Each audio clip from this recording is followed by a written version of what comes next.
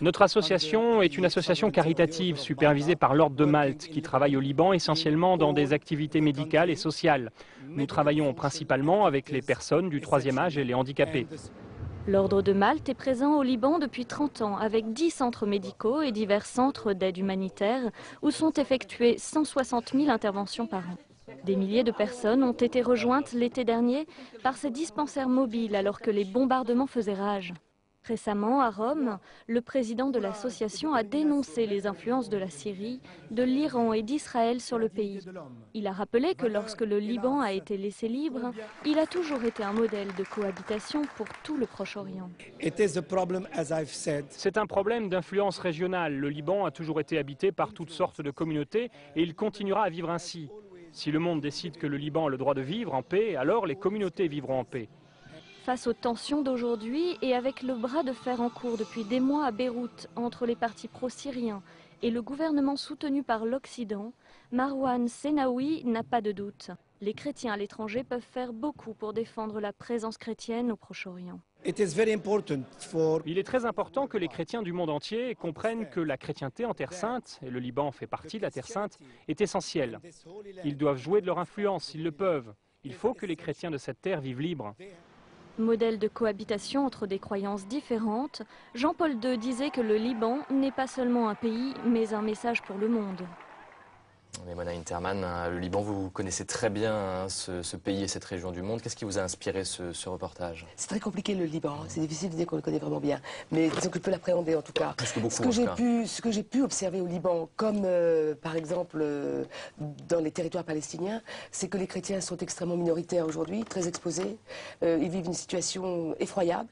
Et ils nous disent souvent, moi ils me disent souvent, écoutez s'il vous plaît, dites une chose, c'est que nous ne sommes pas ici, nous n'avons pas été importés ici.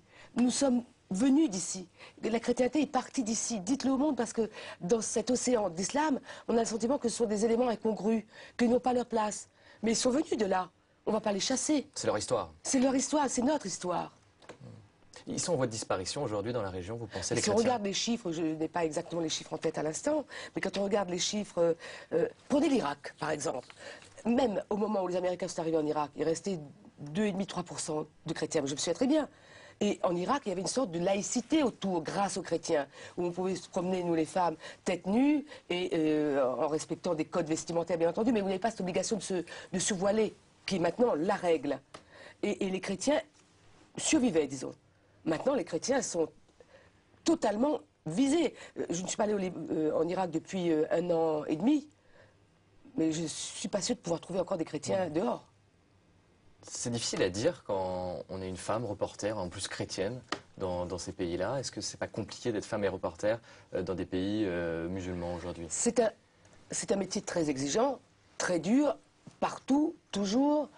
Mais c'est vrai que dans les pays d'islam, par exemple, il y a des contraintes encore plus grandes, y compris vestimentaires, justement. Quand il fait 60 degrés à Karbala, comme c'était le cas lorsque nous y sommes allés après la chute de Saddam Hussein, Karbala Najaf, où il faut être voilé de la tête aux pieds, pas un brin de cheveux qui dépasse, on est dans un sauna à ce moment-là. Ça, c'est particulièrement difficile parce que la police religieuse veille et que ce qu'on attend d'une femme n'est pas du tout à l'égal, évidemment, de ce qu'on a dans son code mental.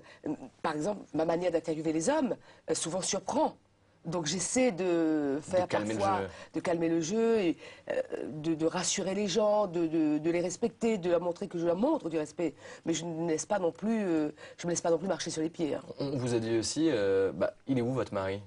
Ah, ça c'est une constante. Hein. Dans certains pays, première question, vous êtes de quelle religion? Chrétienne. Mais je connais l'islam, mon père était musulman. Pourquoi vous ne vous convertissez pas? Et votre mari, est-ce qu'il est musulman? Non. Pourquoi vous n'avez pas épousé un musulman? Qu'est-ce que ça peut vous faire? Bon, mais bon, vous pouvez le dire, ça? Oui, je le dis. Ouais. Je le dis. Je le regarde dans les yeux. Il vaut mieux parce que je crois que si vous mentez, ils le savent, ils le voient, ils vous méprisent encore plus. Je préfère jouer franc jeu. Sur la longue durée, c'est beaucoup mieux. Mais dans certains pays d'islam, aujourd'hui, pour une femme reporter, c'est, il faut dire, un peu casse-cou, oui. Alors je vous propose maintenant de partir en Iran à la découverte d'une femme, figure emblématique de la lutte pour la justice. Elle s'appelle Shirin Ebadi, qui a reçu le prix Nobel de la paix. Oui. Elle était à Rome il y a peu. Regardez. Assaillie par les photographes et les journalistes, Le prix Nobel Shirin Ebadi s'est rendu à Rome pour demander la justice et la démocratie pour son pays. Ebadi a été récompensée pour sa défense des droits de l'homme par le prix Nobel qu'elle a reçu il y a 4 ans. Elle a aussi été la première femme juge en Iran dans les années 70. À Rome, elle a défendu les 32 femmes arrêtées à Téhéran demandant la parité avec les hommes. Ces femmes n'ont rien fait de mal. Elles ont simplement demandé l'égalité entre les hommes et les femmes. Elles ont exprimé leur opinion à voix haute et se trouvent désormais en prison. Elles ont entrepris une grève de la faim. Ebadi a aussi présenté un livre sur l'islam, publié par la maison d'édition italienne Mondadori. Le livre a pour but de faire connaître la civilisation islamique au monde occidental. L'évêque de Terni, Vincenzo Paglia, a saisi cette opportunité pour appeler à la réciprocité culturelle dans les pays arabes. Il espère que les éditeurs arabes publieront plus d'ouvrages sur le christianisme. Pour beaucoup de gouvernements arabes, l'islam est une sorte de grammaire pour parler une langue qui n'a rien à voir avec la religion et beaucoup avec le pouvoir, la défense des droits propres, le nationalisme, l'ethnie et le commerce, ce qui est dramatique. Afin de faire croître la réciprocité, Monseigneur Paglia a accueilli Shirin Ebadi dans sa ville. La prix Nobel est repartie pour Téhéran avec le soutien du gouvernement italien et de l'Église italienne dans sa bataille en faveur des droits de l'homme. Mais Mona Interman, je trouve que cette femme, elle vous ressemble un petit peu. Elle est fière de ses origines, elle se bat pour quelque chose. Oh, vous me flattez beaucoup. Mais Shirin Ebadi, c'est vraiment une grande, grande dame. Quel courage. Il y a des femmes comme ça, plus ou moins célèbres, plus ou moins connues. Parce qu'elle prend des risques, là. Elle prend des risques. Il y a beaucoup de femmes qui prennent des risques. Il y a beaucoup d'êtres humains qui prennent des risques.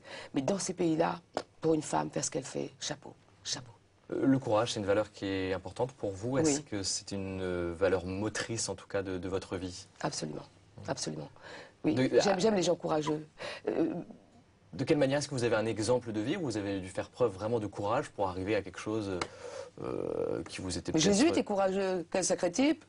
Je dis un type parce que quand je vis en Terre Sainte, je pense souvent à lui. Je me dis, mais quel homme alors, vraiment extraordinaire. Je ne parle pas de l'aspect Dieu, mais déjà, sous sa forme humaine, ça devait être un type sacrément culotté. Oui, oui. Mais le courage, je vois beaucoup de gens courageux. Les gens sont courageux.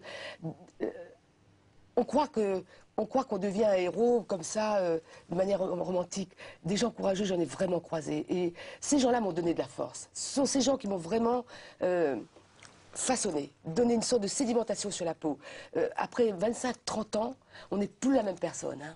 Peut-être que dans mon logiciel, j'avais quelque chose qui était un petit truc lié à quelque chose apparenté au courage. Mais quand j'ai vu tous ces gens-là, à travers leurs difficultés, souvent incommensurables, hommes et femmes, jeunes et vieux, on ne peut pas ne pas les imiter un petit peu. Le courage, c'est le mérite. Moi, je crois beaucoup au mérite. Beaucoup, beaucoup. C'est la seule noblesse qui me conviennent d'ailleurs. Et c'est pour ça que je suis absolument contre cette espèce de chose qu'on appelle la discrimination positive, parce que c'est une vacherie, ça, pour moi. Tarte à la crème, vous dites. C'est une tarte à la crème, c'est une vacherie, parce que vous voyez, c'est un jeune, a le diplôme qu'il faut, et qu'après on dit, oui, mais vous voyez, il est là, il a ce poste parce que c'est la discrimination positive, mais c'est une double peine qui lui est infligée. Parlons du mérite. Il y a assez de gens, et je pense surtout aux jeunes, parce que c'est l'avenir, hein, qui ont les mérites. Donnons-leur les places qu'il faut. Ne disons pas, ben, ils sont là parce qu'il y a discrimination. Ils n'ont pas besoin d'être discriminés une deuxième fois. Ils ont les mérites qu'il faut. Remarquons-les, distinguons-les, grâce aux efforts qu'ils ont fournis. Vous citez Charles Aznavour dans votre livre. Nous Oui. sommes devenus français car nous le voulions, tout simplement. Oui, Charles Aznavour, c'est aussi un homme qui a su conserver ses racines. Il a à la fois les racines et le parcours. Ça, c'est remarquable. Les racines plus le parcours. Il y a d'autres personnes comme ça qui vous ont porté pendant votre carrière, des gens assez remarquables qui vous ont servi d'exemple. Vous croyez à ces valeurs d'exemple? Oui, pas forcément dans le domaine littéraire, dans le domaine artistique, dans le domaine... Mais de vie, la tout défense des simplement, idées, hein. dans le domaine de vie, oui. Une femme qui a 30 ans, que j'ai croisée quelque part, Jenin, il n'y a pas très longtemps, en Cisjordanie, avec ses 3-4 enfants. Son mari est policier, il n'est pas payé, plus payé depuis des mois. Elle survit, la tête haute, hein. Vraiment. Tête haute, ces gens-là. On y revient sur Oui. votre livre. Oui. Ce sont pas des gens... Je n'admire pas forcément des gens très connus, moi. Parce qu'il y a vraiment tant de gens, une armée de gens obscurs, mais extraordinaires. Extraordinaires. Ce sont les plus valeureux, ceux-là. Souvent, quand les gens deviennent connus, ils perdent de leur substance. Ils commencent à regarder trop les à côté. Comment vous avez fait, vous? Parce que vous êtes connu. Je suis un peu connue, mais de ma famille. Hein. À La Réunion, vous êtes une star? D'une certaine façon, ils m'aiment beaucoup. Ça, c'est vrai qu'à La Réunion, ils me disent des choses extrêmement douce, généreuse. Mais je n'oublie jamais, jamais de quel coin je suis venue. Je n'oublie jamais, jamais ma famille.